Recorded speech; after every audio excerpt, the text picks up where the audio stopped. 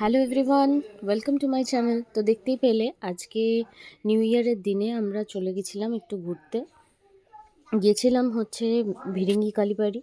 যেহেতু ডের ফার্স্ট আর এই ব্লগটা আমি অনেকদিন পর পোস্ট করছি, কারণ আমি টাইমই পাইনি যে রেকর্ড করা, মানে রেকর্ডিংটাকে আবার এডিট করে ভয়েস ওভার দেওয়ার।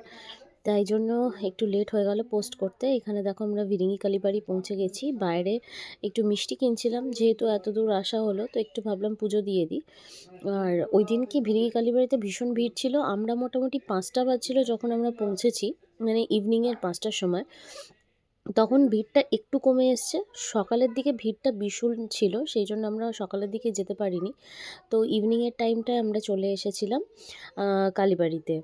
আর এখানে দেখো এত সুন্দর লাগলো অ্যাম্বিয়েন্সটা ওই দিনকে। এমনিতেও ভিরিঙ্গি কালীবাড়িতে আমরা প্রায়ই এসে থাকি, আর ওই দিনকে তো একটু বেশিই সুন্দর লাগছিল, এতটাই ভালো লাগছিল।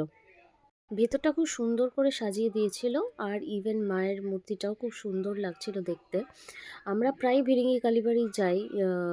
ব্যানাচিটি যদি আমরা যাই তাহলে আমরা ভিরিঙ্গি যাব না এরকম হয় না, মোস্ট অফ দ্য টাইম যাই। তো আজকে ভাবলাম যেহেতু new year, first day of the year, তো সেই জন্য একটুখানি পুজো দিতে হয়। সকালের দিকে সময় পাইনি, সকালেই করার ইচ্ছে ছিল ট্রিপটা, কিন্তু সকালের দিকে একদম টাইম হয়ে ওঠেনি। তো সেই জন্য ভাবলাম যে বিকেলবেলা একবার হলেও ভিরিঙ্গি কালীবাড়ি যাবই। আর থার্সডে ছিল নিউ ইয়ারের দিন।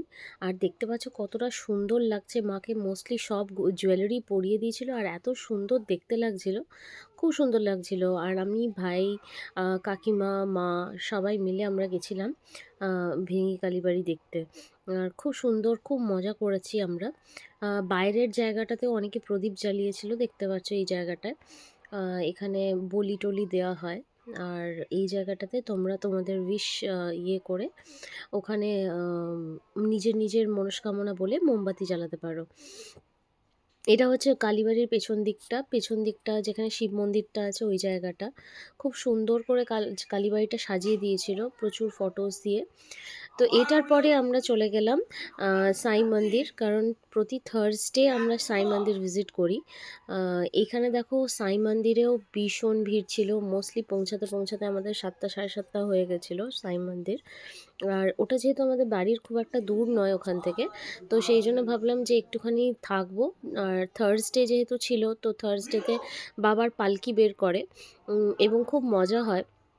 আর কি ভীষণ ভিড় ছিল ওই দিনকে, দেখতেই পাচ্ছ ক্লিপসগুলোতে প্রচুর ভিড় ছিল। আর তেমনি অসাধারণ সাজিয়েছিল বাবার মূর্তিটা, খুব সুন্দরভাবে ডেকোরেট করে দিয়েছিল। ভেতরের অ্যাম্বিয়েন্সটাও খুব সুন্দর ছিল। এখানে দেখছো আমার মেয়ে প্রণাম করছে বাবার পায়ে। তো আমি ভাবলাম এটা একটুখানি রেকর্ড করে রেখে দিই, সেই জন্য এটা আমি আমার ক্লিপসে অ্যাড করেছি। আর ভীষণ সুন্দর একটা আরতি হলো। তারপরে বাবার পালকি বেরোনোর পালকি বেরোলো। আর এখানে কিছু কিছু ক্লিপস আমি অ্যাড করেছি বাবার পালকি বেরোনোর। এখানে দেখতে পাচ্ছ যে বাবাকে ঘোরায় ওই জায়গাটায়। এটা বলতে পারো একটা মিনি শিরডি টাইপের করেছে। ওই দিকের যে জায়গাটা দেখছো ওইখানটা হচ্ছে দ্বারকা মাই।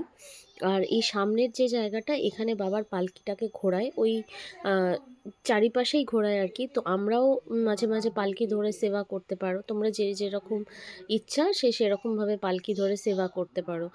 এখানে দেখছো অনেক দিদিরা মিলে ওটাকে ধরেছিল। তো এই ছিল আমাদের new year. Happy new year once again, tata.